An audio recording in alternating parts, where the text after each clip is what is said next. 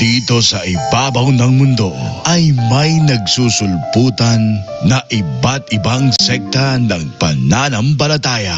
Dahil dito ay marami na sa mga Katoliko ang nalilito kung ano ba talaga ang totoo. Straight to the point! Pagkat ang Diyos natin, Diyos ng pag-ibig.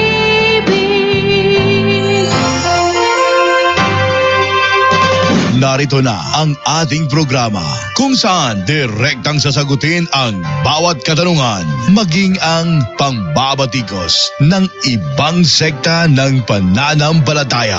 Straight to the point! Straight to the point!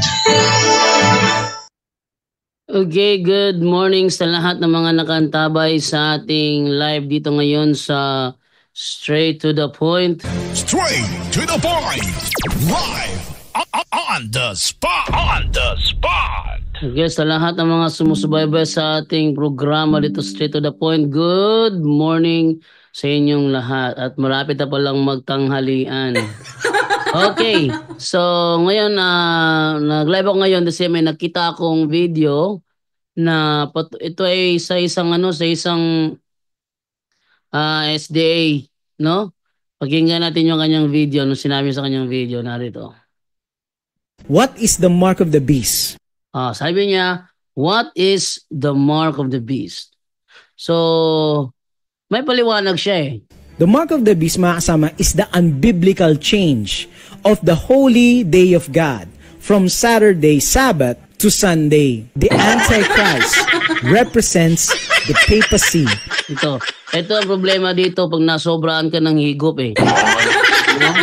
Nasobrahan ka ng higop ng sabaw. Naku, peligro. Eh, kung ano-ano mapasok sa isip mo.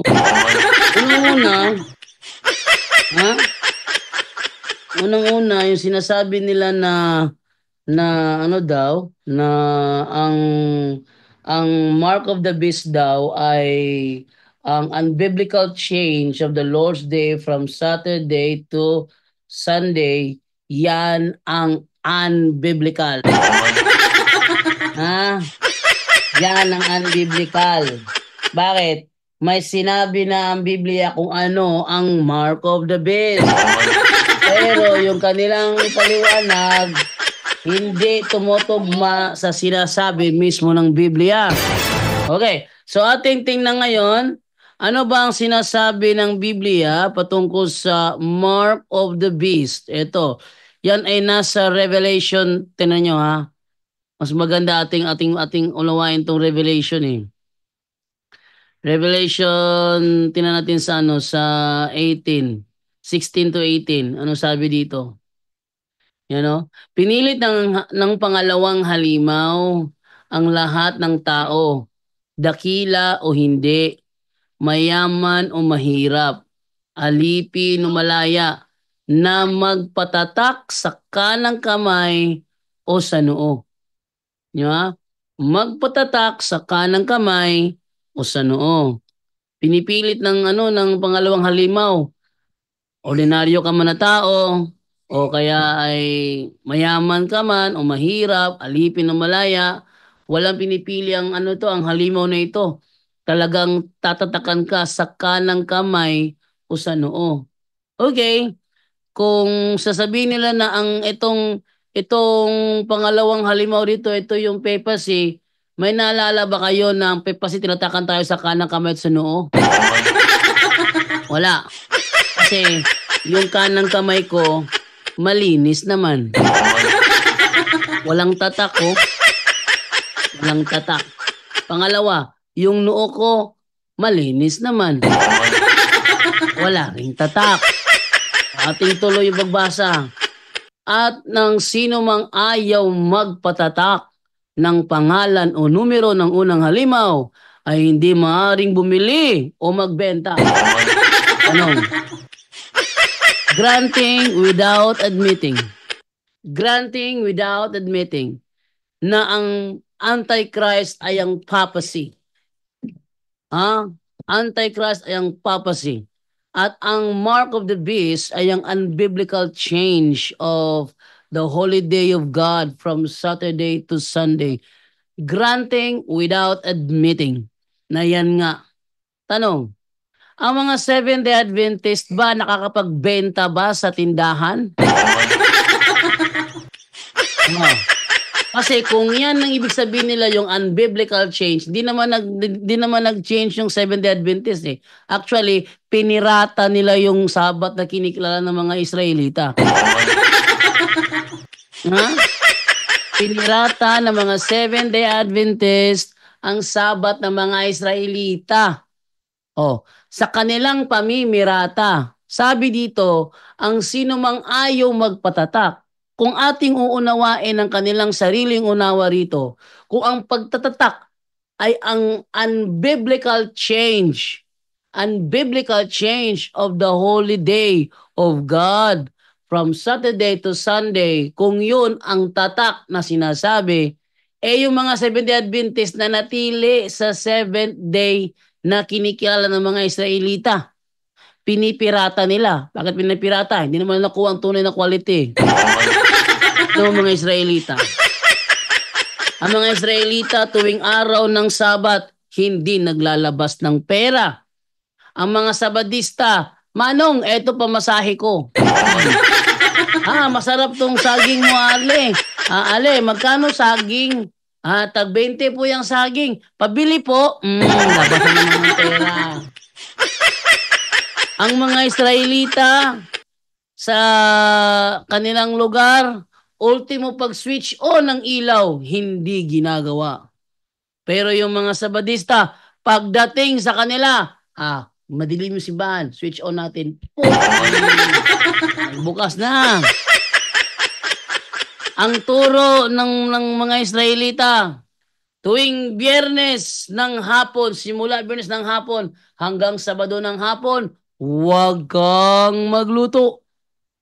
Ano yung ginagawa ng Seventh-day Adventist? Nagsasaing, nagluluto. Sa madaling salita, hindi talaga nila nakopya ang tunay na Sabat ng Biblia. Kasi sa tunay na Sabat ng Biblia, bawal kang magsaing. At yung basahin na sa Exodo chapter 35. At isimulan basa sa 35:1. Sabi dito, tinipon ni Moises ang buong mamamayan ng Israel at sinabi sa kanila, ito ang inuutos ng Panginoon na gawin ninyo. Sa loob ng 6 na araw, gawin ninyo ang mga gawain ninyo. Pero sa 7 araw, ay magpahinga kayo. Dahil banal ang araw na ito at para sa Panginoon. Ang sino man magtrabaho sa araw na ito, ay papatayin. Kaya wag na wag kayo magtatrabaho. Kahit na magsindi ng apoy sa bahay ninyo para magluto sa araw na yun. Ito ang biblical Sabbath. Ito ang biblical Sabbath. Ang mga Seventh-day Adventist pakunwari na sumusunod. Pakunwari. Bakit sinasabi kong pakunwari? Kasi itong talatang ito nilalabag ng lahat ng Seventh-day Adventist sa Pilipinas. Nilalabag ng lahat ng Seventh-day Adventist sa Pilipinas. Bakit? During fellowship at social, nagluluto yan. Nagluluto ang mga yan. So yan isang palatandaan na yung ginagawa nila pamimirata lang. Ngayon, kahit na ang ginagawa ng mga Seventh-day Adventist ay pamimirata lang naman. Ang tanong dyan, sila ba ay nakapagbili o nakapagbenta? Kasi kung sila nakapagbili, nakapagbenta, ibig sabihin, mali. Mali. Kaya na, ating balikan yung yung Revelation 13, ating balikan sa 17. Anong sabi sa 17? At ang sino mang ayaw magpatatak, o sa kanila, ibig sabihin dyan, ayaw sumunod sa sinasabi nilang unbiblical change of the holy day of God from Saturday to Sunday. Ayaw nilang sumunod. Anong sabi? Hindi maaaring bumili o magbenta. Sigurado kayo na ang mga Seventh-day Adventists hindi nakapagbibenta? Ha? Sigurado kayo na ang Seventh-day Adventist hindi nakakabili ng anuman? Oy. Oy. Matagal na merong Santo Papa eh. Matagal na merong Santo Papa. Sabi nila, 538 AD nagsimula ang papasi. Ano ba 538 AD? 398 nautusan ni Pope Damaso si Saint Jerome i-translate ang Bible. Tingnan nyo ha. Ito, ang kapalpakan. Straight to the point. Ito ang kapalpakan Straight to na the turo point. ng mga Seventh-day Adventist. Oh, mali yun. Sobrang mali talaga magturo ng Seventh-day Adventist. Ang ano daw? Ang linggo bilang banal na araw ay galing sa Antikristo. Saan mo nakuha yan? Ha? Saan talata mo nakuha na ang linggo bilang banal na araw ay galing sa Antikristo? Saan talata yan? Sabi niya, bilang banal. Hindi ba sa Pentecost Sunday, ibinuhos ang Holy Spirit? Hindi ba banal yon? Grabe naman ito. Si Jericho Valdez na ito. Nag-chat ako sa kanya.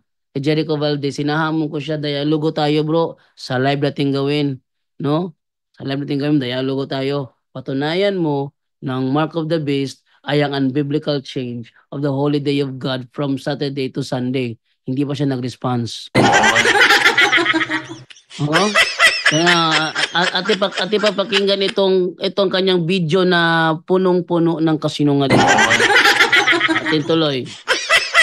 Rome. Hindi po yan exclusive na interpretasyon ng Adventists. Ito po talaga yung tunay na Biblia at tinitindigan ng mga Protestant reformers.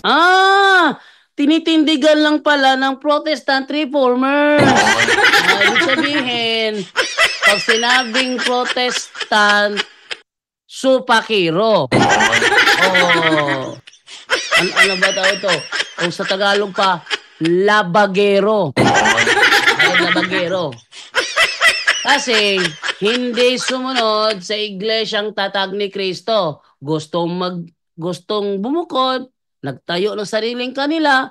Ano ang sabi ni Apostol Pablo sa mga protestanteng ganyan? Basahin natin. Roma, Kapitulo 10, versikulo 2 hanggang 4. Eto, sabi, ako na rin ang makapagpapatunay na masigasig sila sa kanilang paglilingkod sa Diyos. Kaya nga lang ay hindi ayon sa katotohanan. Ito'y sa dahilang hindi nila alam kung paano itunuturing ng Diyos na matuwid ang isang tao. Nagsikap silang gumawa ng sariling pamamaraan sa halip na sundin nila ang pamamaraan ng Diyos, sapagkat hindi nila alam na si Kristo ang hangganan ng kautusan. Ano ginagawa ng SDA ngayon? Hindi ba na nga ni Kristo ang alitan sa pagitan ng dalawang nag-uumpugang bato eh? Hindi ba na ni Kristo? Pero sila ay silang makinig. Saan ko ba nabasa na sa Efeso 2 yata yun eh. Double check ko lang Efeso 2:28 ba yun? Kung hindi pala. Wait lang, ating i-double check no. Kunin ko lang yung Biblia doon para natin. Wait lang ha. Tayo sa sa ating cellphone. Cellphone na lang muna tayo para madali ang maghanap. Okay, tingnan no saan ko ba saan ko ba nakita 'yon? Yung sa Efeso, ating i-search dito ang word pader. Pader from the book of Efeso. Okay. Wala sa Efeso 'yon, yung sinasabing giniba niya ang pader.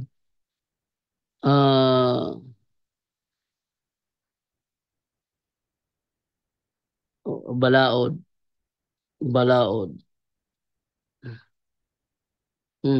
Ala, Efeso 2 pala 'yon, Efeso 2:14. Dito ha, tingnan ninyo ha. Sabi dito ganito. Efeso 2:11. Alalahanin niyo ang kalagayan ninyo noon bilang mga hindi Hudyo. Ipinanganak kayong hindi mga Hudyo at sinasabi ng mga Hudyo na wala kayong kaugnayan sa Diyos dahil sa hindi kayo katulad nila ng mga tuli. Pero ang pagkakatuling ito ay sa laman lang.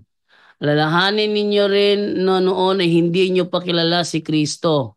Hindi kayo kabilang sa mga mamayan ng Israel at hindi sakop ng mga kasunduan ng Diyos na bate sa mga pangako niya. Namuhay kayo sa mundong ito na walang pag-asa at walang Diyos. Ngunit kayo ngayon na ay nakay Kristo na. Malayo kayo noon sa Diyos pero ngayon ay malapit na kayo sa Kanya sa pamamagitan ng dugo ni Kristo. At sa pamamagitan ng kamatayan niya, pinagkasundo niya tayo. Si Apostol Pablo nagsasalita rito, Hudyo. Ang kausap niya mga hintil. Sabi ni Apostol Pablo, sa pamamagitan ng kamatayan niya, pinagkasundo niya tayo. Sa tingin niyo, makakasundo ba ang Hudyo at hintil? Hindi magkakasundo yan kung hindi gagawa ng paraan ng Panginoon. Bakit? Kasi ang mga Hudyo kasi masyado silang yung bang feeling nila sila yung righteous kasi sila yung may kautusan ng mga hintil, wala naman.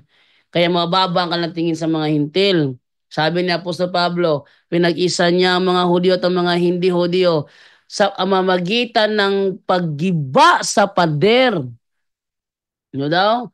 Paggiba sa pader na naghihiwalay sa atin. So meron palang pader na naghihiwalay sa mga Hudyo at sa mga hintil.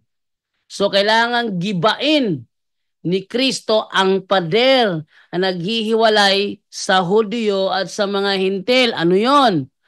Ang pader na giniba niya ay ang kautusan. Ano daw ang pader na giniba? Ay ang kautusan. Kasama ng mga utos at mga tuntunin nito. Ginawa niya ito para pag-isahin ang mga Hudyo at hindi Hudyo. Nang sa ganon ay magkasundo na ang dalawa. Bakit di magkasundo? Kasi pag kumain sa hintil ng baboy, reklamo si Hudyo.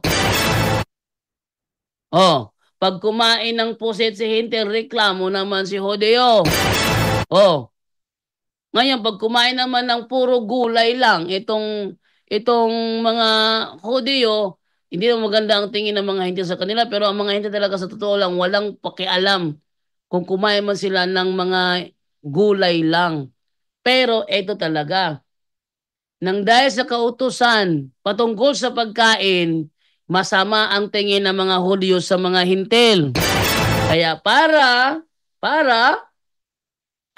mawala yung alitan na yon, kiniba ni Kristo ang pader. At ang pader na yon ay ang mga kautusan na naghihiwalay sa mga Hudyo at sa mga hintil. No? Ang mga kautusan na naghihiwalay sa mga Hudyo at sa mga hintil. Tanong, 10 Commandments ba yan? Sagot, hindi. Bakit? Kasi wala namang utos sa 10 Commandments na nagpapahiwalay sa Hudyo at sa hintil. Ano mga utos na yan? Ngayon na lang halimbawa, huwag kang kakain ng baboy. Yan, mga hintil kumakain ng baboy . Ngayon, hindi matanggap ng mga Hudyo kung lang ang mga hintil kumakain ng baboy. Kaya ayaw nila magipaghalubilo sa kanila kasi ang mga Hintil kumakain ng baboy. Ayaw magipaghalubilo ng mga Hudyo, pakunwari pa kayo. Oh. Ngayon, ang tanong, effective ba ang kautosang yan? Wala na. Kahit pa sundin pa yan ng sundin ng mga Sabadistang yan, hindi lang mababago ang katotohanan, giniba na ni Kristo ang pader na yan. Ha? Giniba na ni Kristo ang pader na yan. Huwag na kayong OA. Huwag na kayong OA. Kung makatingin kayo sa amin pag kumain kami ng litson, sama-sama nyo makatingin. Giniba na ni Kristo ang pader na naghihiwalay sa dalawang lahi, Hudyo at Hintil. Ano ang pader na yon? Ang pader na giniba niya ay ang kautusan. So giniba na. Di ba? Oh, giniba na ang pader, wala nang kautusan na maghihiwalay sa mga Hudyo at sa mga Hintil. Pero ang mga Sabadista, pilit nilang tinatayo para manatili ang paghihiwalay ng mga Hudyo at mga Hintil. Di naman pwede na ang Hudyo susunod sa kautusan ng Hintil. Wala palang kautusan ng Hintil pala, baliktad. Hindi naman pwede na ang Hintil susunod sa kautusan ng mga Hudyo. Basta susunod, giniba na nga yung kautusan na yun eh. Giniba na, basta susunod. Susunod ba giniba na nga. O, di ba? So yan ay isang palatandaan na itong si Jericho Valdez hindi nakakaunawa sa kanyang mga pinagsasabi. Kaya nagchat ako sa kanya, hinahamon ko siya sa isang dialogo live, patunayan yung na ang mark of the beast ay ang unbiblical change of the holy day of God from Saturday to Sunday. Ayon sa Biblia. Tinitiya ko, hindi lalaban yan. Hindi lalaban yan. Ang pinagkukuhanan niya, protestante. Sinong maniniwala sa inyo? Protestante ka, protestante ang source mo. Siyempre, self-serving yan. Ba't ako maniniwala sa'yo? Tama? So, si Martin Luther, umalis, natayo ang sariling kanya, naging pasaway. Tapos itong mga Seventh-day Adventist, sumusunod sa pasaway. Dami niyang mali sa video na ito eh. Tingnan nyo, tuloy natin ang kanyang video ha. Tuloy natin kanyang video niya. Dami niyang mali rito eh. Ito. Ang sabi ni Martin Luther that the Pope is really the Antichrist. Anong Pope is really the Antichrist? Naniwala ka naman sa kasinungalingan. Ba't tumatawag? Sampad? Nag-live ka karon? Yes, nag-live ko karon. I-report ng isa ka commenter daw, si comment ni mo nga kuan. Isa mo na? Nagbaba. Ha? Lefuardo, bastos mo nagbaba. Si? Ugo. Nasa comment section tanawa. Comment section sa? Mo ang live. Karon. Kana? Oy, ko ano, i-block no sa mukha na eh. Ate, Bastos may nagbaba. report ni. I-report na. O ma-trace na, kinsa na, maayo. Formulawan ng tawana. Hasta na yung pundok. Mahangin tungo na niya.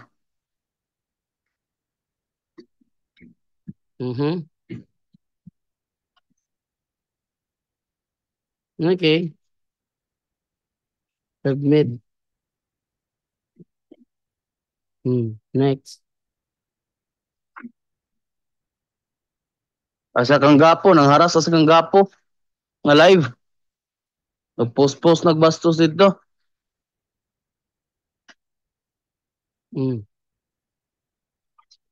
Okay. So,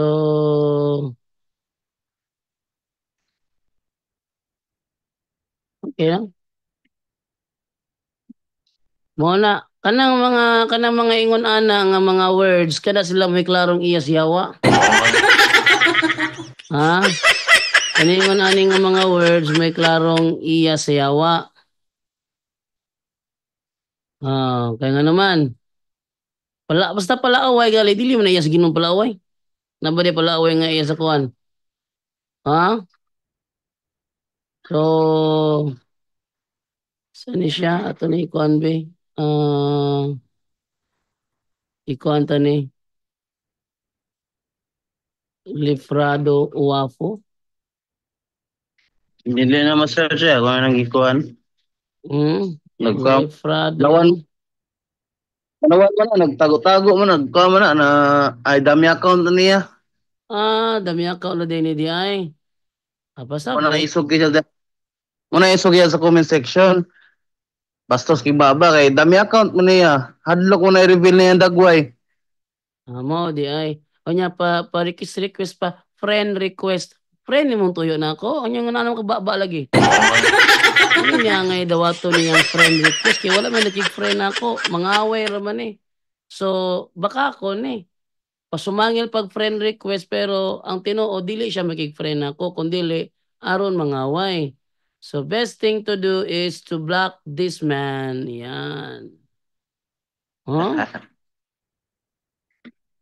Ito i-block muna. So, di na siya kakoment sa tong live na to. Kaya ako naman siyang gi-block.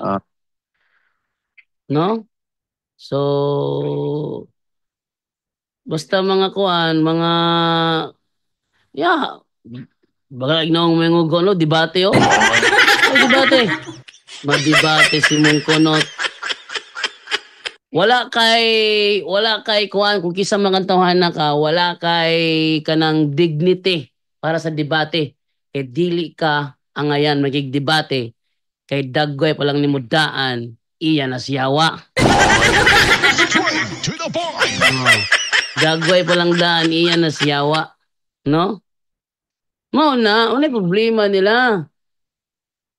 Yung mga SDA, kanang ingunan. At katudod ako SDA ito, grabe itong hatred ba? Straight to the point. Mga lagi.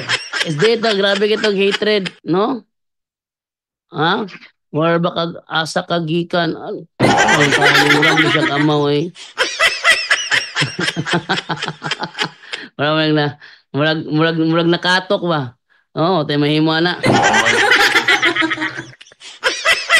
Tas, usa ko na yung mga kuha ninyo.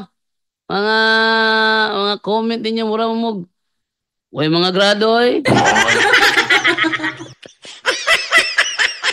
Comment gali mo gali. Siguro do tao ninyo nga kanang the more nga inyo kung personal lonog kanang bikil, the more makita, wa mo'y dag-anan.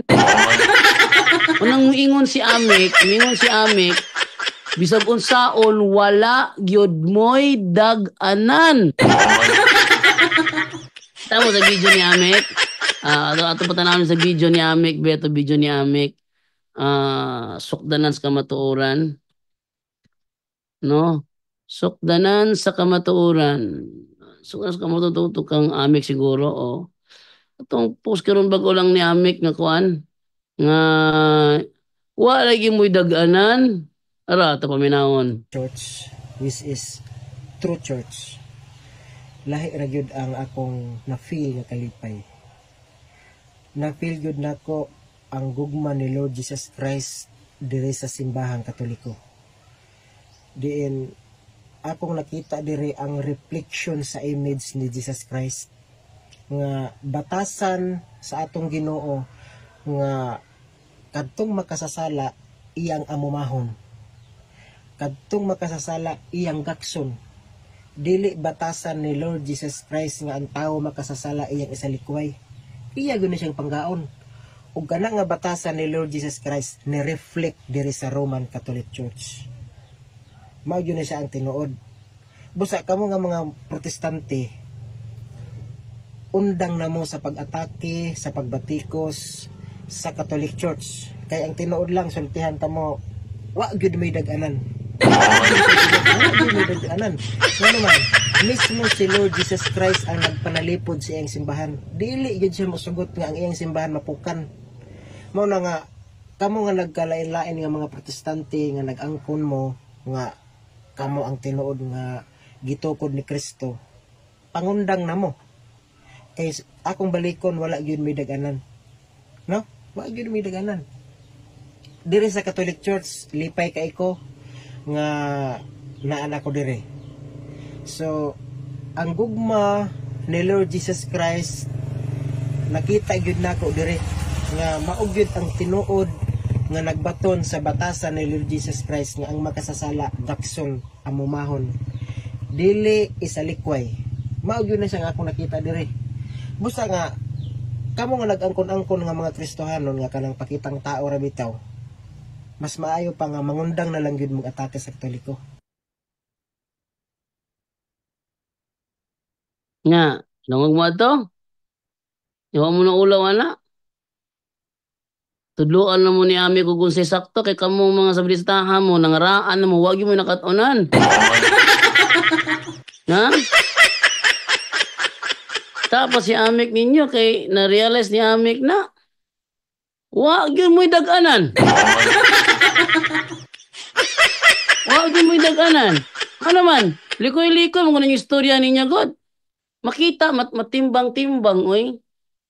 Matimbang-timbang.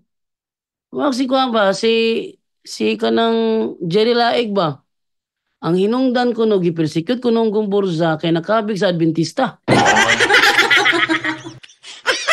Mao kuno nga gipatay kuno sa Romano Katoliko ang gumburza kay di na niya kauban kay na-converter sa Adventista. Ana. O mura gani karong gayon to nag ano ngayon si Jericho Valdez. Ang mark of the beast daw ay ang unbiblical change of the day of the holy day of God from Saturday to Sunday at ang pagkilala na banal ang araw ng linggo ay sa Antikristo. Ano binasa yun? Huwag niyong kalimutan, araw ng linggo binuhos ng Panginoon ang Holy Spirit doon sa Pentecostes. Pentecost Sunday. There's no such thing as Pentecost Saturday. Straight to the point. Huh? There's no such thing as Pentecost Saturday. Dahil ito ay Pentecost Sunday. At nang ibuhos ng Panginoon ng Holy Spirit sa araw ng linggo. Huwag niyong sabihin sa akin na hindi yan banal.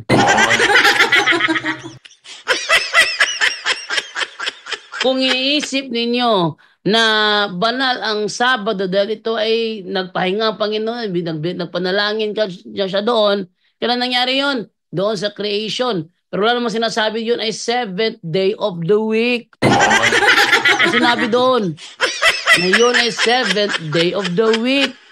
Pero itong Pentecost Sunday, ay sigurado ako dyan, first day of the week yan. No. First day of the week yan.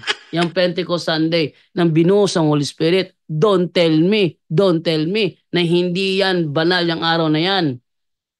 Sino magsabi na hindi banal? Mga Seventh-day Adventist din. Eh kung may Holy Spirit yung mga yan, dapat sana hindi na sabihin na na hindi banal. Oh, kasi sa araw na yan, binuhos ang Holy Spirit. Ano ba naman to? Come on. Shoot ka daya, per? Shoot ka daya, per? Wakatawili ni mama. Naligo ka sa gawa sa ulan. Sama ka naligo ka sa banyo, naligo sa ulan. Kusang, wait lang muna ha. Ano muna ako dito. So, ano ko muna si Divine kasi nagpapabihis.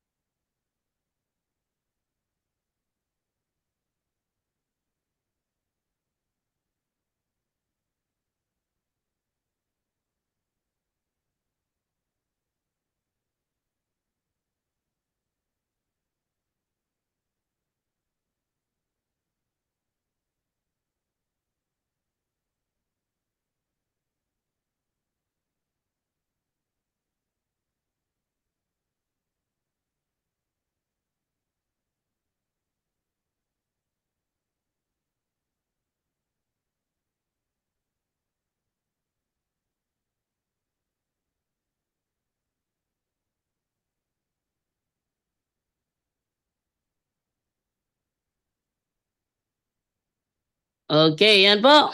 Straight to the point. Live on the spot. On the spot. Yan, no? So, yun ang ating, pakinggan pa natin yung mga pinagsasabi ng taong ito. Dami talaga niyang palpak dito eh. Ito pa, ngayon ha.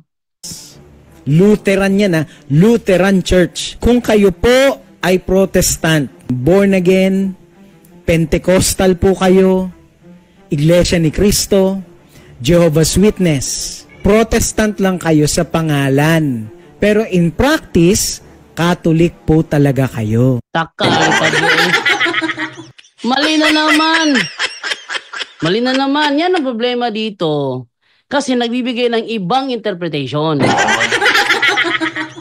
Mahilig mag-invento ng sariling definition. Sino ang nag-invento ng termino Katoliko? Si Bishop Ignatius ang nag-invento ng termino Katoliko.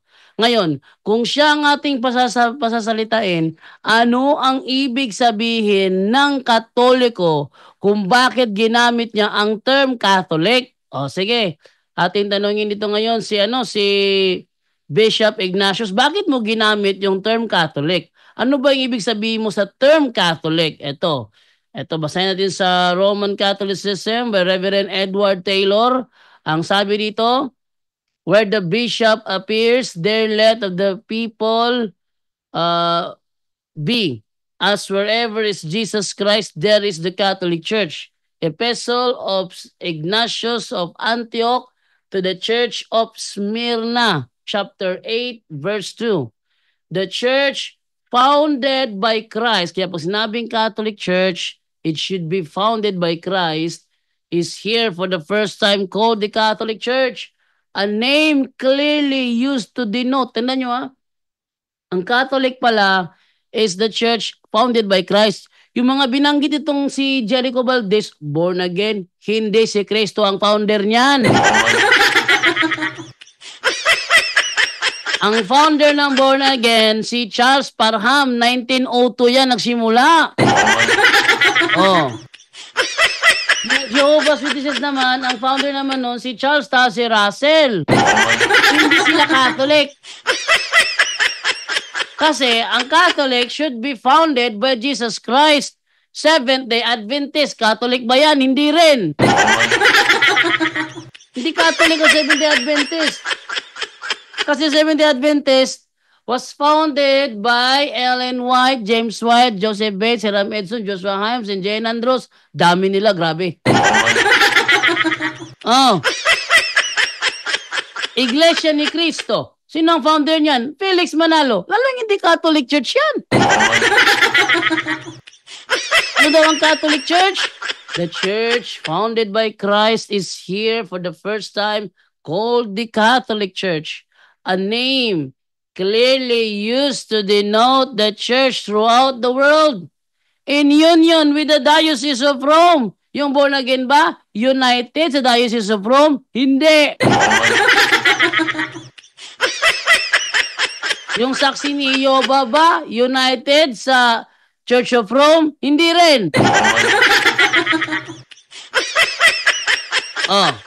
Yung bang iglesia ni Kristong Tatag ni Manalo, in union ba with the See or Diocese of Rome? Hindi rin.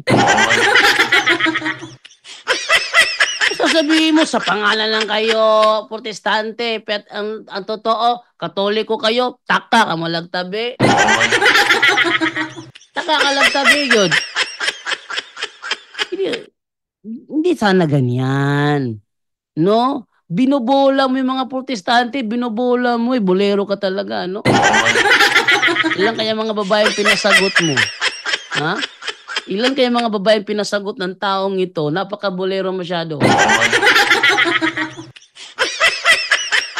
Bolero mo Tuloy natin.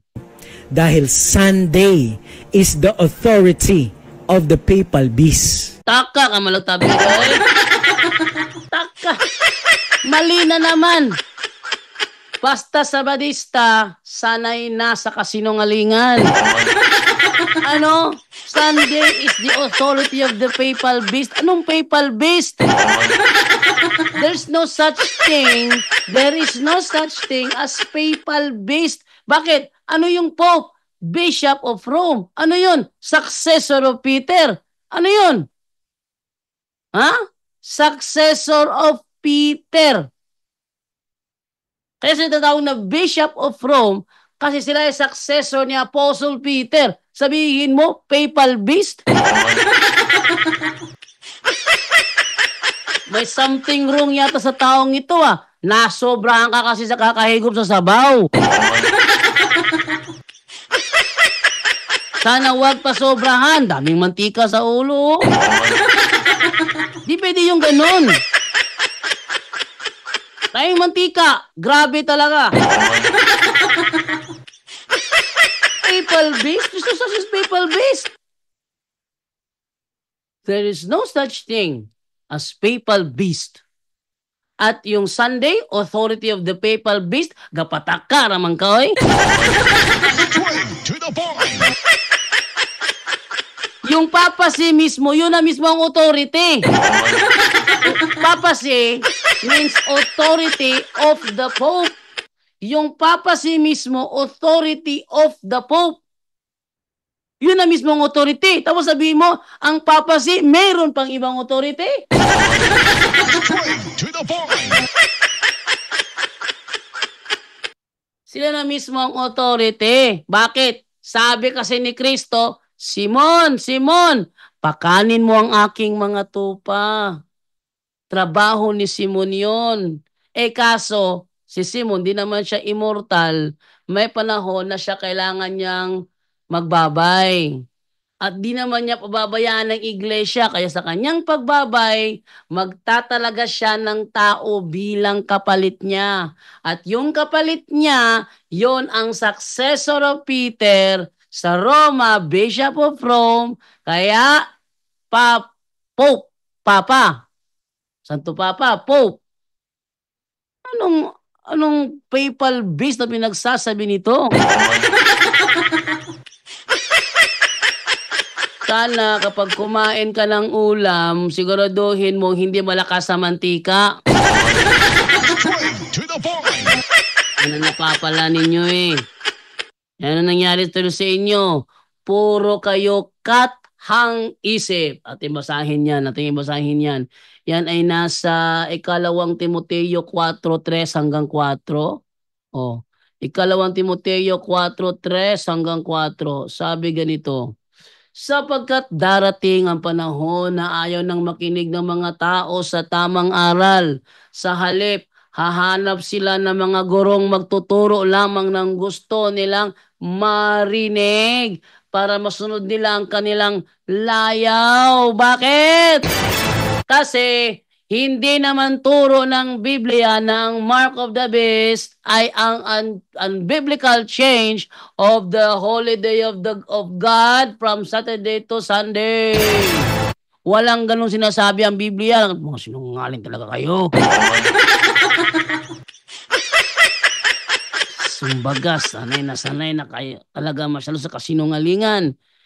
Sa tingin nyo ba, pag kayo nagturo ng mali, at may naakay kayo sa mali niyong turo, sa tingin mo ba hindi ka damay niyan sa impyerno?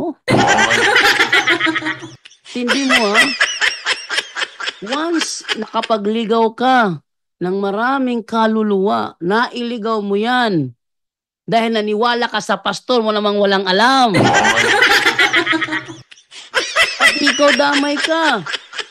Walang sinasabi ang Biblia ng mark of the beast is the unbiblical change of the holy day of God from Saturday to Sunday. Walang ganun. Huy! Straight to the point. Walang ganun. Saan mo kinuha yan? Saan comics mo kinuha yan? Straight to the point. Oh, nanonood ngayon si Jericho Valdez. Nagbigay ako ng challenge sa kanya. At ipakita yung aking challenge sa kanya, no? Eto, pakita ko sa inyo. Ako yung nag-challenge sa kanya eh. Eto, pakita ko sa inyo. Ayan. Oh. Ayan o. Ako'y nag-message sa kanya. Sabi ko sa kanya, bro, magdialogo tayo sa live. Patunayan mo na ang mark of the beast ayon sa Biblia ay ang unbiblical change of the Sabbath. Tutol ako. Lalaban kaya ito? Tingin ko hindi ito magre-reply. Kung magre-reply man, sabihin lang niya, sige bro, magtulog ang sarili mo, hindi ako lalaban sa'yo. Ko na lang. Talaga hindi lalaban to eh. Alam niya kasi kasinungalingan yan. Tuloy. Any Sunday keeping church is a daughter of Mother Babylon. Ay, mali na naman. Any Sunday keeping church is a daughter of Babylon. Basahin natin. Mateo 28:9. Yan. Ate, simulan sa uno. Ano sabi sa uno? Eto, uno, ate basahin sa uno ha. Sabi ganito eh. Bible. Yan. Sabi, madaling araw ng linggo, makalipas ang araw ng pamamahinga. Pumunta sa libingan si Maria na taga Magdala kasama ang isa pang Maria upang tingnan ito. Anong araw yan? Araw ng linggo. Ano nangyari? 9. Pero maya-maya sinalubong sila ni Jesus sa harap ng daan at binati. Sa harap sa daan at binati. Lumapit sila kay Jesus, niyakap ang kanyang mga paa at sinamba siya. Anong araw ito? Ito ay Sunday. Ibig sabihin ba, ito ay daughter of Babylon? To the point. Ang hangin mo, ano? Ang hangin mo, ano? To the point. Daughter of Babylon, pinagsasabi mo dyan. Kaya paano naging daughter of Babylon yan? Ay, nako. Mali ka talaga pag ikaw ang nagbasa. Tapos, 16. Pumunta ang 11 tagasunod ni Jesus sa Galilea. Doon sa isang bundok na sinabi sa kanila ni Jesus. Nang makita nila si Jesus, sumamba sila sa kanya. Huwag mong sabihin sa akin, sila ay daughter of Babylon na naman ulit. To the point. Kahit sa 1:20, tinan nyo ha, at isimula sa 1:21, ano sabi dito? Kinaumagahan ng linggo, habang madilim pa, pumunta si Maria na taga Magdala sa libingan. Nakita niyang naalis na ang mga batong nakatakip sa pintuan nito. Anong araw yan? Yan ay araw ng linggo. 19. Ano sabi? Nang takip silim na ng araw na yon. Ibig sabihin, linggo, no? Takip silim na, hindi pa naman gumagabi. Nang takip silim na ng araw na yon, nagsama-sama mga tagasunod ni Jesus. Ikanandado nila ang mga pinto dahil sa takot sa mga pinuno ng mga Hudyo. Dumating si Jesus at tumayo sa gitna nila at sinabi, sumainyo ang kapayapaan. Pagkasabi niya nito, ipinakita niya ang sugat sa mga kamay at tagiliran niya. Labis na natuwa ang mga tagasunod nang makita ang Panginoon. Nang panahong ito, absent si Tomas. Wala si Tomas na mangyari ito. Kaya sinabihan nila si Tomas, no? 21. Muling sinabi ni Jesus sa kanila, sumain niyo ang kapayapaan. Kung paano sinugo ako ng Ama, ay sinusugo ko rin kayo. Ito na yung sa 24. Si Tomas na tinatawag na kambal na isa rin sa 12 apostol ay hindi nila kasama noong nagpakita si Jesus. Hindi nila kasama noong nagpakita si Jesus. Sabihin, absent si Tomas. Anong araw to? Araw ng linggo. Sunod.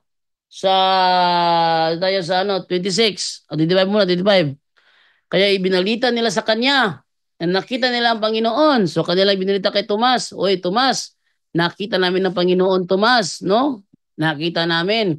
Pero sinabi niya sa kanila, hindi ako maniniwala hanggat hindi ko nakikita ang mga sugat ng pagkakapako sa mga kamay niya at mahipo ang mga ito, pati na ang sugat sa kanyang tagiliran. Makalipas ang 8 araw. O, edi Sunday ulit. Ba't kailangan palupas ang 8 araw?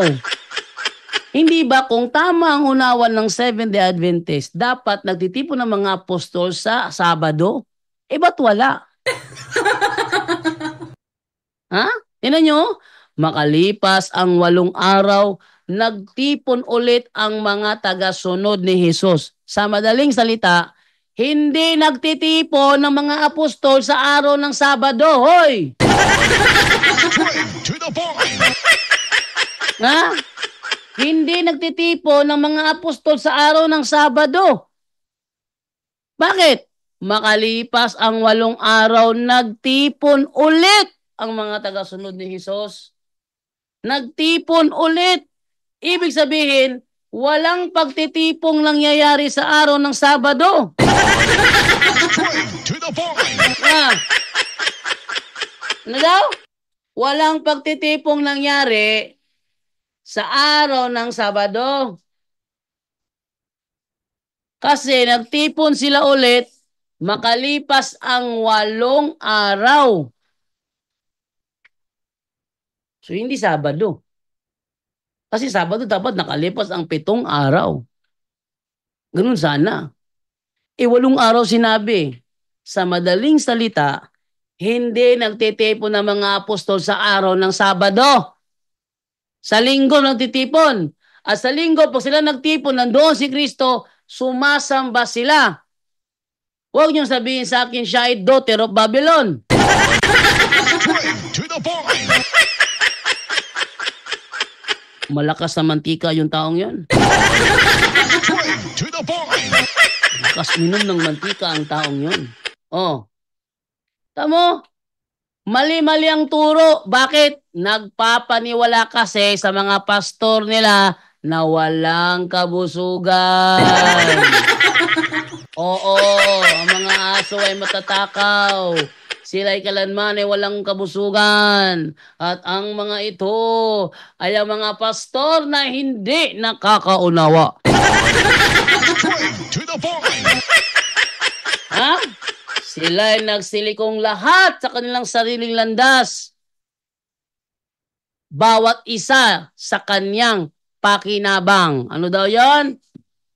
Mga asong matatakaw at walang kabusugan. Straight to the point. Huwag kayong magpaniwala dyan sa mga pastor ninyo kasi may invento yan ng kwento. Para ano? Para akitin kayo mga bulero eh. Straight to the point. Siyempre mga bulero, ano ba gagawin niya? Di bulahin kayo, di ba? Oh. So yung sinasabi dito, mark of the beast ay ang unbiblical change. Saan talata yun? Kasi ang mark of the beast, binanggit lang yan dito sa Revelation 13:18. Revelation 13:18. Ang sabi doon, ang numero ay simbolo ng pangalan ng tao. Simbolo siya ng pangalan ng tao. Hindi siya unbiblical change. Straight to the point. Kasi yung unbiblical change of the holy day of God from Saturday to Sunday, hindi naman yan pangalan ng tao. Straight to the point. Hindi yan pangalan ng tao. Ating basahin na Revelation chapter 13 verse 18. Ang problema kasi sa mga Seventh-day Adventist, may talata na nagsisinungaling pa. How much more kung walang talata? Oh, sabi dito ha. 13:18. Oh, at ating simulan sa 13:18 o 16. Oh. Pinilit ng pangalawang halimaw ang lahat ng tao, dakila o hindi, mayaman na mahirap, alipin na malaya na magpatatak sa kanang kamay o sa noo. At sino mang ayaw magpatatak ng pangalan o numero ng unang halimaw ay hindi maaaring bumili o magbenta. So ito ay pangalan ng halimaw o numero ng halimaw. Pangalan ng halimaw. Ang halimaw dito, Antichrist ito. Bula ang propeta. Anong pangalan niya? Yun ang tatatak sa kamay at sa noo at sa kanang kamay ninyo. Hindi yung unbiblical change of the holiday from Saturday to Sunday. Mali! Problema kasi, may Biblia na, nanluloko pa kayo eh. Kung may Biblia na, nanluloko pa kayo, how much more pa kaya kung walang Bible? Uy! Ha? How much more ba kaya kung walang Bible? Nako, kawawa mga kaluluwa ng mga tao rito. Kung ganun. 18. Kailangan dito ang talino upang maunawaan ang kahulugan ng numero ng unang halimaw. Dahil simbolo ito ng pangalan ng tao. Hindi siya unbiblical change of Sabbath. Mali ka talaga. Ano ang biblical change? Ang biblical change. First century pa lang, nagsasabat na ng linggo ang mga tao. Ano ka ba? Nangingili na. Kaya nga sabi ni Bishop Ignacio Sedak, ang mga Kristiyano was no longer observing the Sabbath, but living in the observance of the Lord's Day. Oh. So, ang mga Kristiyano, hindi na nag-o-observe ng Sabat, kundi namumuhay ayon sa Lord's Day. Anong sabi ng kanilang aklat, Almost Forgotten Day by Mark Finney, page 18? John suggests that there was a special day that disciples worship on during the first century. It was called the Lord's Day. Ano yung Lord's sa Bible? Domingo. Di naman niya Sabado eh.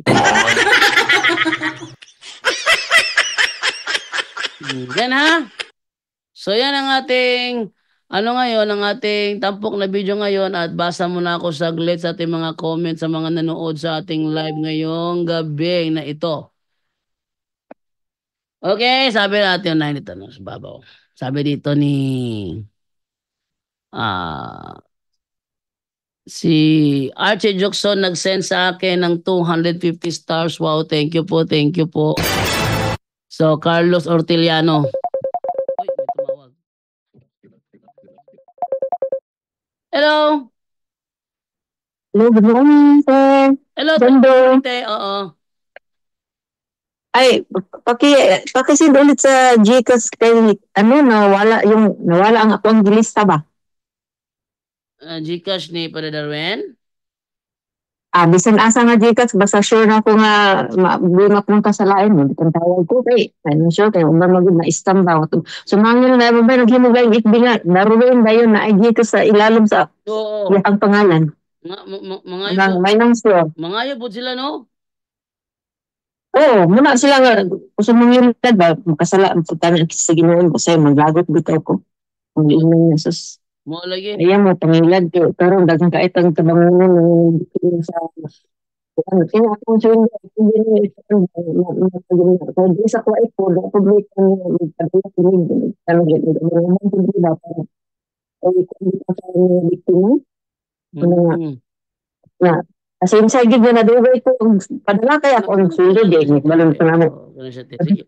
Ako rin chat si Mote. Sige, chat lang ha, dahil ang pangalan dyan, yung address kay haron ako, andyan ako kay, di man gudiri, lahat man gudiri kay, pangtanon ang address dahil ang number, ang number sa imong mobile number or sa akuan. No, sige. I-chat lang ko niya ha. Oh, sige te. Then, ugma pa naman man ako ang off, ugma pa na, ipakicheck na lang ko niya sa Gcash ni mo, una abot na ba, para ma-confirm ha? Palihog lang. Oh, sige te. Sige, salamat. Sige te, thank you te. Payeng. Bye-bye. So, akong i-chat niya ang Gcash sa ministry. Okay?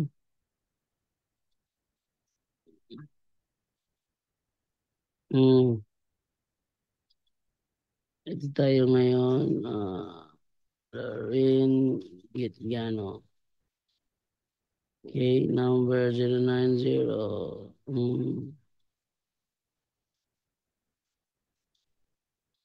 Okay. Mm. So, yan naman siguro yung information na kakailanganin, ano? Mm. Okay, move na tayo ngayon. Dito naman tayo ngayon sa pagbabasa ng mga komento ng ating mga nanonood sa ating live ngayon. Mga SDA, wala gugma diha. Gimugna na nga sekta para lang yun awayon ng samukon ng Katoliko. Correct! Correct! Very correct. Basta gani dili kay Kristo wa gyud na gugma kay si Kristo gugmang maong sa Katoliko di gyud na gimugna para mosamok sa laing sekta. Pero kaning SDA kay kasatanas niya kay Satanas dili gugma mao nang ubang sekta o ang SDA gimugna na Satanas, no? Tanaw ra gud ang Katoliko. Ha? Kita ang atong programa nagdipinsa ra ta. Nagtubag sila mga atake. Pero sila mga atake gid sila wag nilang lingaw. Wag nilang lingaw mga atake. Kita nagdipin sa ra kita. Sabi ni Ferna Supera, God bless you and your family, bro JD. Sabi ni Junior Coronel, good PM, bro. Ingon si Alado, naisgutan ko no ni Amek nga magkatoliko daw siya. 1 week pa daw usa sila nanulod sa Lorenzo Church sa Bayugan. Abi daw niya og komedya lang ingon ni Alado. Wala daw siya magtuo nga matinuod. God bless, bro. Uy, mo ba? Mo ba? Ako kabaluan na, yung anong iyang gihagit ko itong pare, si Father Don ko na daw. Ako tunay gahom na yung misa. Pamisahe ko. Ano mo siya? No? So, kabaluan ako say, ano na, liyo na. Pero kung muna giingon ni Alado, sila mang duha ka kuyog, basin tinuod. Kaya wala lang makastultian na ang gakuyog raman. Kaya mo may giingon ni Alado, silang kauban nagakuyog, mo siguro nga tinuod siguro na kasi sila magkuban na siya rin makasulti ko sa ikipastoryahan nila. Carlos Orteliano, ambot aning ubang sekta ilabi na ning INC Manalo og SDA Katoliko ra gyud na ilang permi na mission nga takihon. Tingala ko ana nila di gyud ta kadungog nila ana nga dili mga atake sa Katoliko kada wali nila ambot lang ng mga kultuhan na sabi naman ni Virginia Toledo, have a blessed day to all. Sabi naman ni GNP News and Blogcast TV, you don't know what the spirit you mean. In 1 John 4:1, NIV, dear friends, okay, do not believe every spirit, but test the spirit to see whether they are from God. Because many false prophets have gone out into the world, but every spirit that does not acknowledge Jesus is not from walang kalugtong.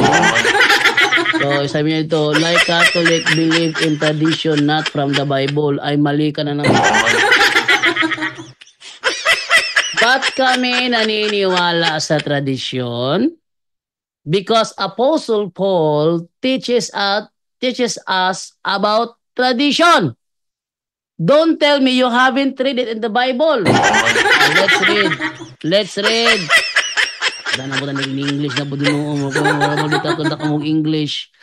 1 Thessalonians chapter 2 verse 2 Thessalonians chapter 2 verse 15 at sabi dito read it by yourself. Therefore, brethren, stand fast and hold the traditions. Hold the traditions which you have been taught, whether by word or our epistle. Thus the Apostle Paul teaches the Christian church about the tradition? Yes, of course. If you read it in 2 Thessalonians chapter 3 verse 6, it says, now we command you, brethren, in the name of our Lord Jesus Christ, that you withdraw yourselves from every brother that walketh disorderly, and not after the tradition which he received of us. Now the question is, did the Apostle Paul teaches us about tradition? About following the tradition? Yes. And that's the reason why Catholic also believe in tradition, but not to the tradition made by Judaism. Huh? Because the tradition that Jesus rebuked in the book of Matthew was the tradition of Judaism and not the tradition of the apostles. But the apostles are still teaching us about the tradition. And we Catholics believe the tradition. And we do not believe the tradition of the Jews. Remember what Jesus said? You are disobeying the law of God because of your traditions. And what tradition is that? Jesus himself made an example. He said, if you have money and you have to help your parents, you will say, I will not give you this money because it is reserved for God in the temple. So that tradition is what Jesus rebuking. You are reading the Bible, but definitely don't understand what you are reading. Straight to the point. That's the mistake of all Protestants because they don't know how to distinguish the Jewish tradition and the apostles' tradition. And they don't know what tradition are we following because they will, when they say tradition and you're using tradition and Jesus rebuked tradition, so it means you are following what Jesus is rebuking. That is fallacy of equivocation. Straight to the point. How dare you? How dare you telling us we are following not the Bible? We are the ones who produce the Bible, not you Protestants. Straight to the point. Huh? We Catholics was the one who compiled both the Old and New Testament. But according to the debate of Father Darwin and Pastor Ryan Fuentes, according to Pastor Fuentes, do you agree that the Old Testament was compiled by the Jews? Father Darwin said, yes. But it doesn't follow that the Jews also compiled the New Testament along with the Old Testament. That's wrong. Because when the Jews compiled the Old Testament, they don't include the New Testament. You know why? Because Jews will never be able to believe the New Testament. When the apostles compiled the New Testament, did they also include the Old Testament? No, they did not. They did not. Only the church, only the Roman Catholic Church compiled both Old Testament and New Testament into one book. That's the reason why our Holy Bible of the Christian version completed the Old and New Testament, which the Jews did not do and the apostles did not accomplish on their time. On their time. But on our time, we compiled it, both Old and New Testament. Huh? So how dare you telling us that we are not following the Bible, that we are the ones who compiled the whole Bible, that Protestants never did. Protestants always saying, we are the true church, we are the true church. Are you sure? Are you sure? Then what did you contribute on the time that the Catholic Church is compiling both the Old and New Testament to one whole book? What did you contribute? They cannot answer the question because they don't exist on that very time when the Catholic Church compiled both the Old and New Testament. So don't tell me that you are not following the Bible, but definitely you are the one who's not following the Bible. I can prove that. Huh? You want to debate with me? I can prove that. You are the ones who are not following the Bible. But we We follow the Bible. But you will not, you don't want to understand. For example, when you say about the images, the sacred images, the Bible forbids idols, and we know that. That's why we Catholics don't have any idols on our church. What we have in our church were icons. You know what's icons? An image representation of a holy person. An image representation of a holy person. I will let you see the dictionary so that you will know, because what I think is you don't know anything about the meaning. Ha? Tubig? Ay, nagtubig diri. Ay, nagtubig diri sa kuha.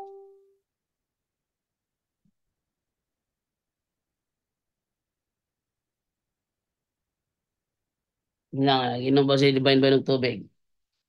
Oh, let us read, ha? What's the difference of icons and idols? Let us read the term idols. We read first the term idols. Look. Okay? Here's the word idol. From Collier's Dictionary. My dad bought a dictionary and I pictured it before we went to Cebu. Idol, representation of a god. The word God there is a common noun. It means it is a false god used as an object of worship. In the Old Testament, a false god. That's idol. And how about icons? How about icons? Let us see. What's the difference of idols and an icons? An idol is a representation of a god. How about icons? Let us read icons here. Icons. Icons. Or in Hebrew, in Greek, it's icon. Icon in Greek. A painted representation of a holy person. Ano daw? Painted representation of a holy person as Christ, the Virgin Mary, or a saint. Icons are held in reverence by Christians in the Eastern churches. That's the reason why once upon a time there was a heresy called iconoclasm, the one who attacks traditional or cherished ideas, beliefs, or institutions as being false or harmful. One who destroys icons and is opposed to the religious use. What we have here were icons, not idols. What we have here were icons. An image representation of a holy person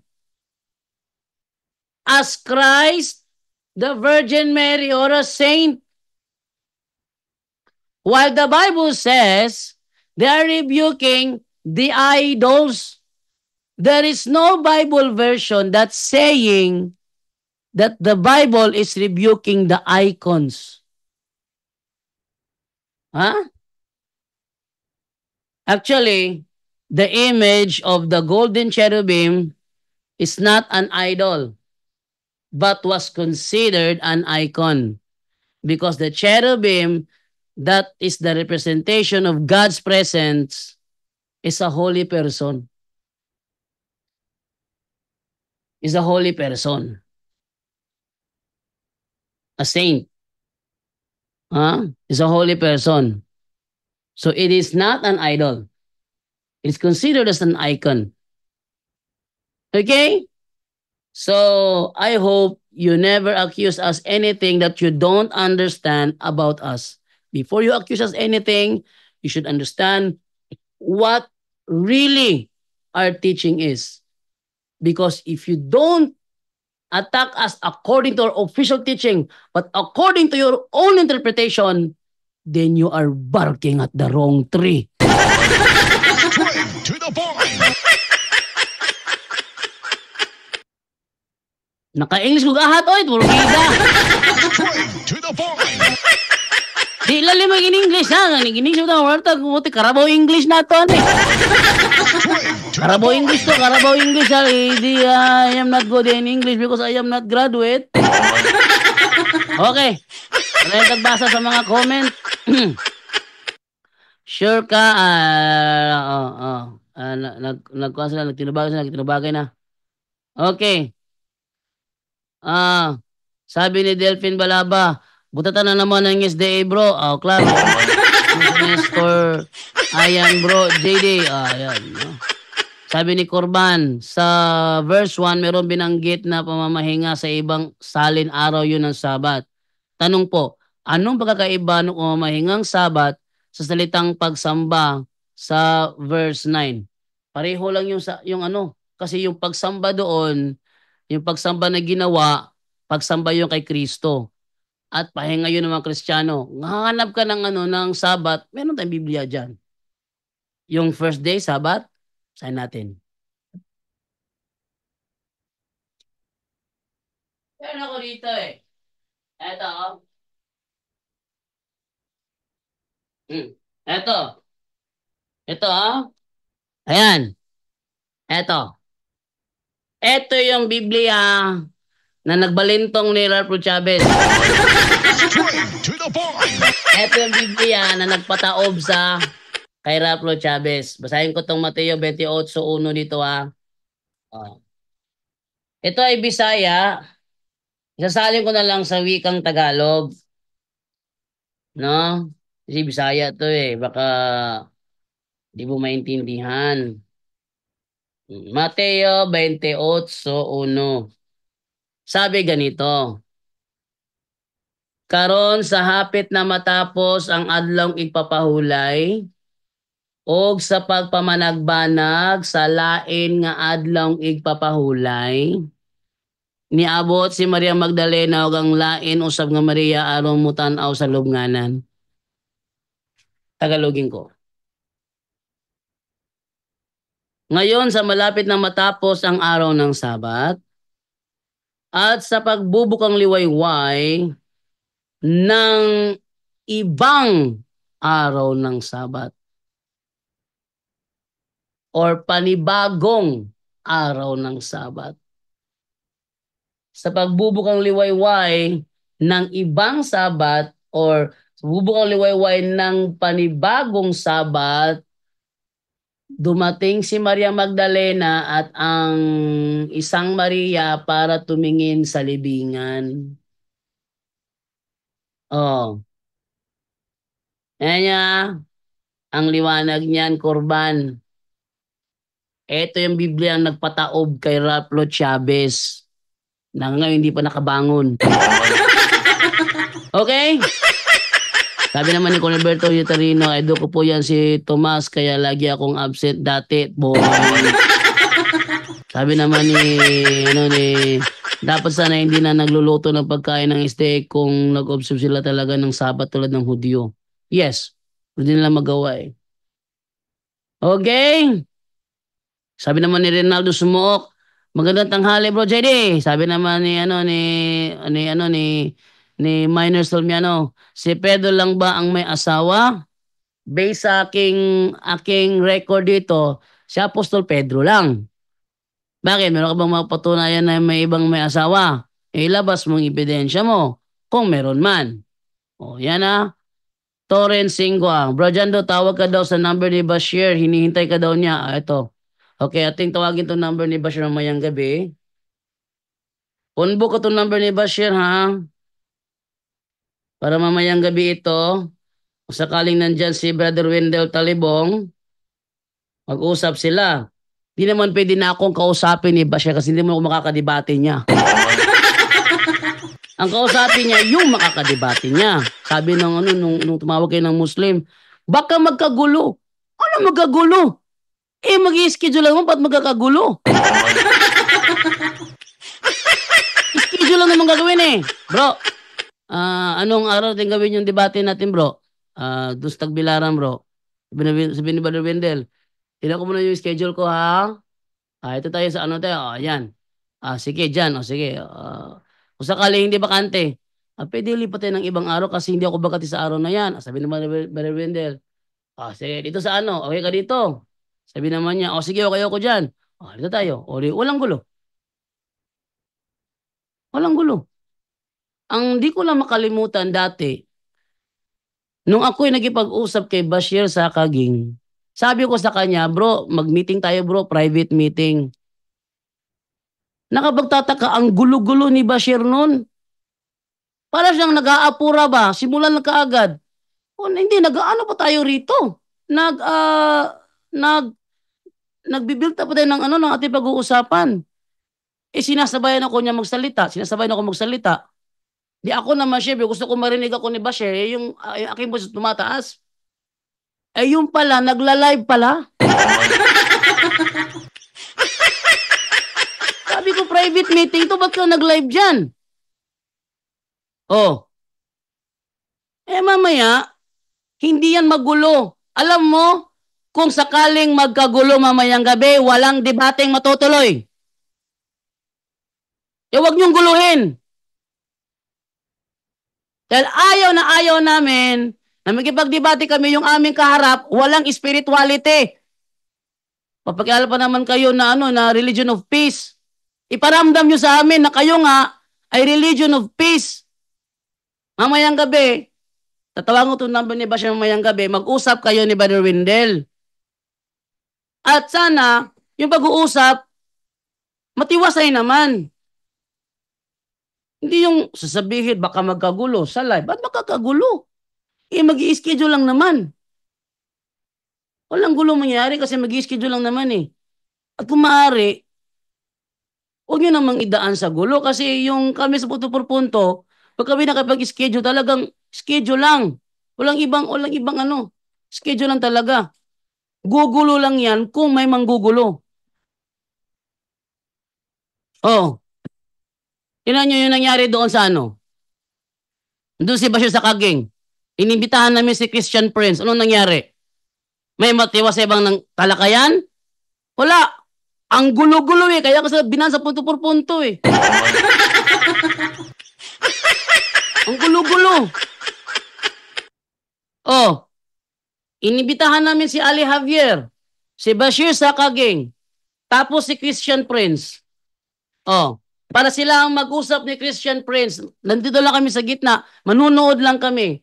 Kumbaga, binobroadcast lang namin yung kanilang talakayan kasi si Christian Prince ako contact lamang sa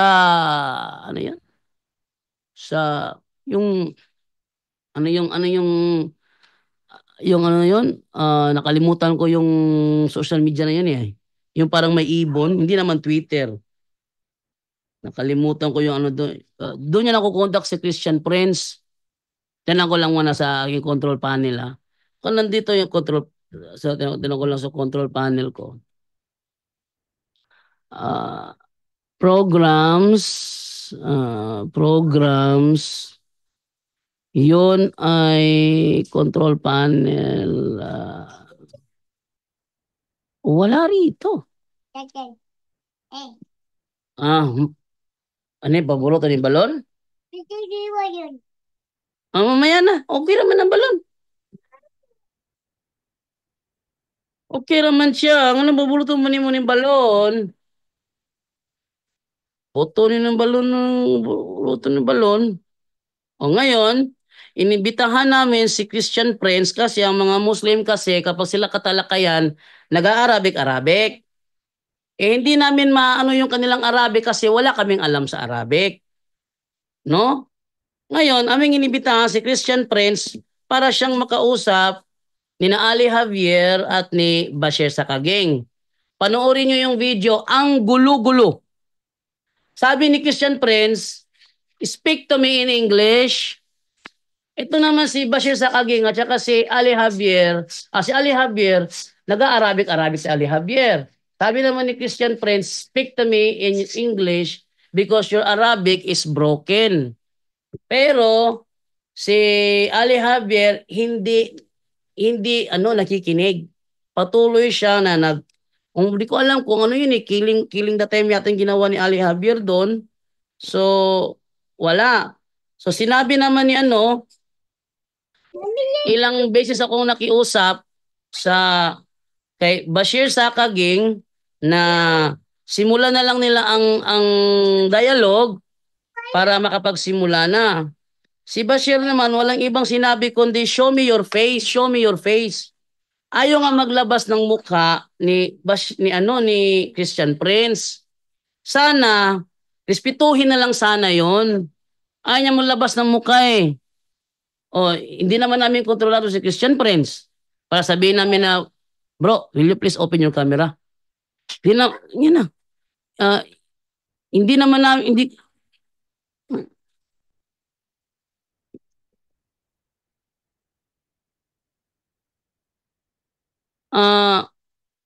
ngayon, pinakausapin ko nga, bro, simulan ng dialogue, bro, pati ba naman ako pinapatahimik?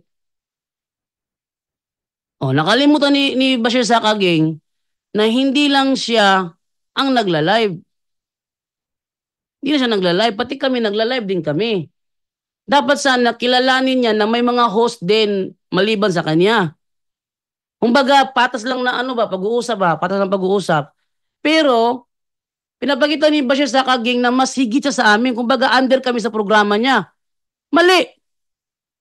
Dapat patas. Hindi lang kayo may programa dito eh. Pati may programa din kami. Dapat sana, patas tayo. Igagalang ka namin bro. Igalang mo rin kami. Ang problema, kami lang yung gumagalang, siya hindi. Ayun, panoorin niyo yung ating bisita si Christian Prince, ang gulo-gulo. Kaya sabi ni Brother Darwin, huwag niyo na papasukin ng mga Muslim na yan sa programa. Yan Yan ang reason kung bakit natigil yung ating pagkipagtalakayan sa mga Muslim dahil sa nangyaring ganun. Wag sana ganun na kunin ko lang tong number niya na dito. Mamayang gabi, mag-uusap kayo ni Brother Windel kung nandyan siya. Kung nandyan si Brother Windel mamayang gabi, tawagan ko number na to. Kung wala si Brother Windel, hindi ko tatawagan, wala si Brother Windel eh. Dapat silang mag-usap ni Brother Windel. No? At kung schedule lang naman ang pag-uusapan, hindi magkakagulo yan. Maliban na lang kung talagang guguluhin ninyo gaya nung ginawa nyo nung dati. No? 8931. 8931. Mamayang gabi, tawagan ko ito mamayang gabi para sa inyong pag-schedule ni Brother Wendell. Huwag niyong guluhin kasi dati ginulo niyo dati. Hindi naman maano yun eh. Talagang gulong-gulo yun. Yung nangyaring yun, gulong-gulo talaga yun. Grabe. Kahit na anong sabihin natin na Basher, at simulan mo na yung inyong dialogo ni Christian Prince. Lagi nasasabi, French fries. Sino nang gugulo ngayon dyan? French fries, hey French fries, show me your face, French fries, show me your face. Walang nangyari. So, sana hindi na maulit yon. Iparamdam nyo naman sa amin na kayo nga ay religion of peace. Yun ha? Iparamdam nyo sa amin mamaya na kayo nga ay religion of peace. Dahil yan ang papapakilala ng mga Muslim sa mga Kristiyano. Sila ay religion of peace. Mamaya sana, iparamdam nyo yun. Kasi kapag hindi namin nagustuhan ulit ang pakikitungo ni Bashir gaya nung nakaraan, titiyak ko walang mangyayaring debate sa pagitan ng dalawang ni Windel. Hindi mo tutuloy yan. Kaya kung talagang seryoso si Bashir Sakaging na mangyari ang debate sa kanilang dalawa ni Windel Talibong sa Tagbilaran, maging mahinahon ka mamaya. Kontrolin mo. Maging mahinahon ka mamaya. Hindi gaya nung nandun si Christian Prince, ang ingay-ingay mo, grabe. Huwag mong ulitin yun bro, hindi maganda yun.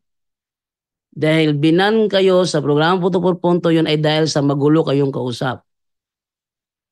Para matuloy ang usapan, matino lang na walang galit, walang envy, walang hatred. Usap lang. Bro, kailan yung ating schedule ngayong darating na debate natin? Bigyan mo ko ng petsa. O, bigyan ng petsa. Wala na namang gulo doon. Petsa lang naman hihingin eh. O, ito bro, ito yung ating petsa bro na natin debate. O. Hindi walang, tinan mo, tumawag si Denmar Santiago dito para nakipag-schedule. Wala namang gulong nangyari. Wala namang gulong nangyari. December 1 yata yon, December 1. First Sunday of the month.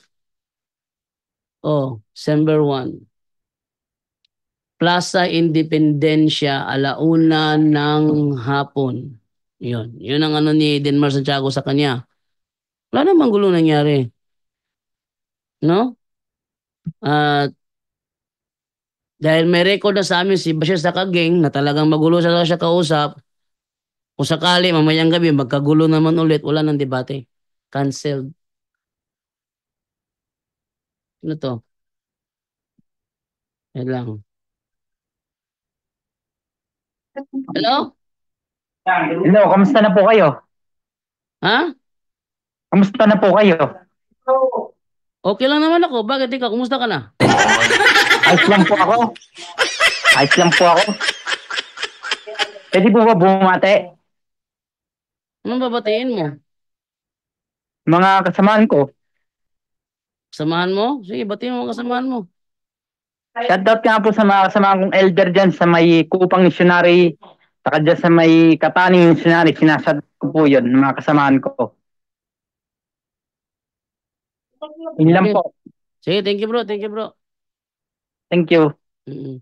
So, ito naman si Benj, ito yung tawag-tawag sa akin, sinabi nalilito ako bro, saan ako, sa Mormons o sa Catholic Church? Sabi na nga Catholic, tatanong pa Mormons. Kaya yun ha, grabe English pa ka ni mo, Jando. Sabi ni Soul Mags. Wag nyo na akong pa-Englishin dito, nahihirapan ako. Hindi madali yata yun, hindi yan ang mother tongue ko eh.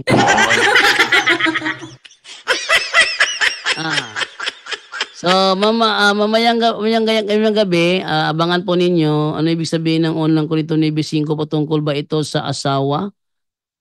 Unang Korinto 9:5. Basahin natin ang unang Korinto 9:5. Patungkol ba dito sa asawa? Unang Korinto 9, ating unahin sa 1. Hindi ba ako malaya? So sabi ni Apostol Pablo, hindi ba ako apostol? Hindi ba't nakita ko si Jesus na ating Panginoon? Hindi ba kayo ang bunga ng aking paglilingkod sa Kanya? Ang iba'y ayaw kilalanin ng aking pagka-apostol. Subalit para sa inyo, ako'y isang apostol. At kayo ang katibayang ako'y apostol nga ng Panginoon. Ito ang sagot ko sa mga pumupuna sa akin. Wala ba kaming karapatang tustusan ng iglesia sa aming pangangailangan? Wala ba kaming karapatang magsama ng asawang Kristiyano tulad ng ginagawa ng mga ibang apostol at ng mga kapatid ng Panginoon at gayon din ni Pedro? So sa linyang ito, nagtatanong si Apostol Pablo, wala ba siyang karapatang magsama ng asawang Kristiyano? Iba yung nagtatanong sa meron ng asawa. Kasi sa unang Korinto 7 at ating basahin si 7 ha. 7 tayo. Si Apostol Pablo sa unang Korinto 7, sinasabi niya wala siyang asawa. Ha? Walang asawa. Atin mo na walay asawa. Sa unang Korinto. Unang Korinto. Ano yun 7 at simulan sa 8 ano? Ito naman ang masasabi ko sa mga walang asawa at sa mga biyuda. Mabuti pa sa kanilang manatiling katulad ko na walang asawa. So yung unang Korinto 9:5, si Apostol Pablo nagtatanong, wala ba kaming karapatang magsama ng asawang Kristiyano? yan ay tanong lang naman. Hindi ibig sabihin na si Apostol Pablo mayroong asawa. Kasi sa unang Korinto 7:8, sabi ni Apostol Pablo, manatiling katulad sa kanya na walang asawa. Si Apostol Pablo, wala siyang asawa. Gets? Ha? Wala siyang asawa. Okay. So hanggang dito na lamang po tayo dahil si Pablo wala asawa pero ang uban na doon na. Ay, asa lagi pa ko sing ebidensya lagi. Pa ko sing ebidensya. Hindi na mo conclude lang ka pero wala ka ebidensya. Ipagawas unang ebidensya. Ha?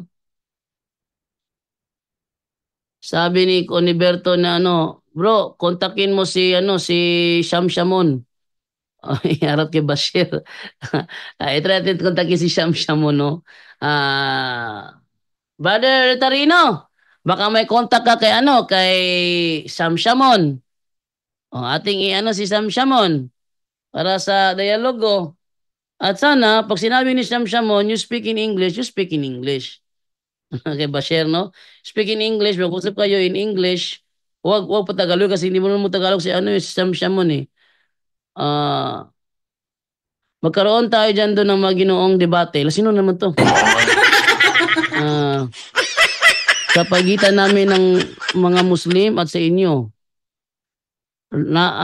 Topic natin, bahang gunaw, pandaigdigan ba o sa buong nayon lang? Ayon sa Quran. Ha? Bahang gunaw? Asan doon yung The Great Flood? Pandaigdigan ba o sa buong nayon lang? Ayon sa Quran. Hindi ako interesado sa ganyan topic eh. Sensya ka na ha. Hindi ako interested sa topic mo. Sana yung topic naman na interesting naman para magkaroon ng dialogo. Pero kung sakali may aggressiveness sa inyo, ulitin ko, tigil ang dialogo. Danya ha? Total, nagpapakilala kayong religion of peace, iparamdam nyo sa amin na kayo nga ay religion of peace.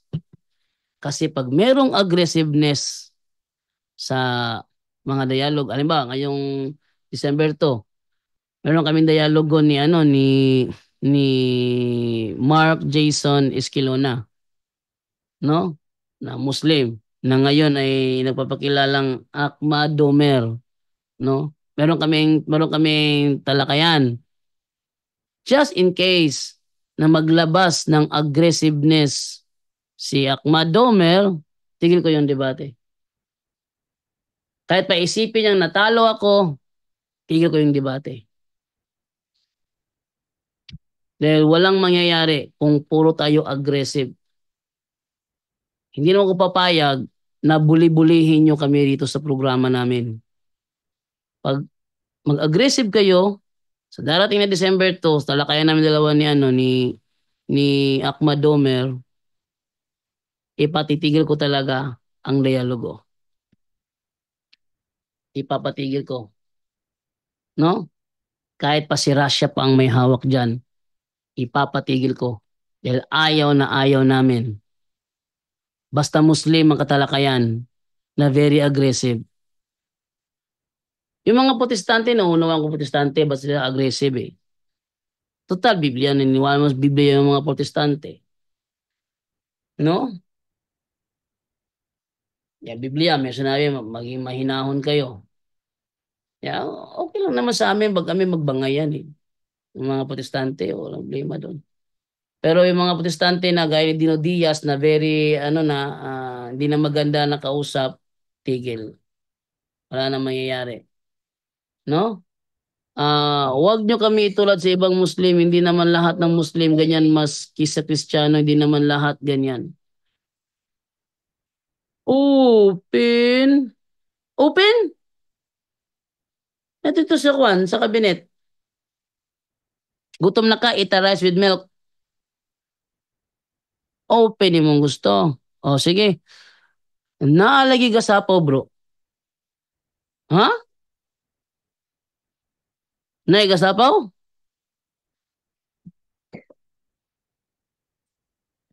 Asa may ka sapaw? Oo, kalungong na nagsapaw. Sabi nagsapaw? Kung sino nagsapaw? Ha? Nalagi ka sapaw, bro, sabi ni Marcos Dahan. Di ko alam kung ano nagsapaw. Okay, so ganito na lamang ako at ano yung ko muna si Divine. No? Bye-bye sa inyo lahat. Paalam. At yan po ang ating tampok ngayon sa Straight to the Point, kung saan sa loob lang ng ilang minuto naging matibay ang pananampalataya ninyo. Maraming salamat po. Straight to the Point! Straight to the Point!